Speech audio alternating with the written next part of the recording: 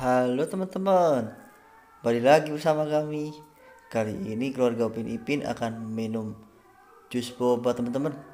Kira-kira mereka setelah minum berubah menjadi apa teman-teman? Yuk kita bantu teman-teman.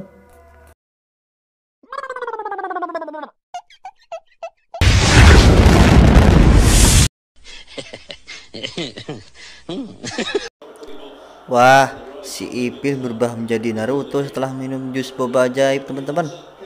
Kita lanjut si Jarjit yuk teman-teman.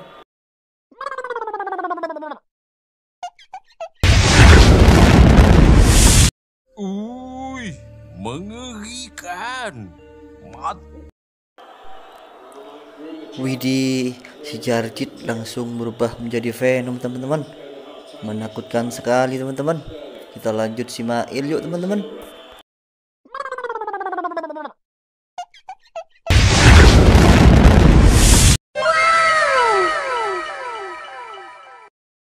Wadidaw, si Mail setelah minum jus boba berubah menjadi Spiderman 3 teman-teman. Keren banget teman-teman.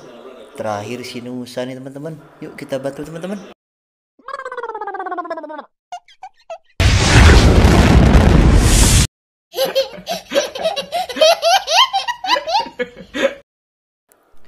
Wow, si Nusa setelah minum jusnya berubah menjadi Sasuke teman-teman.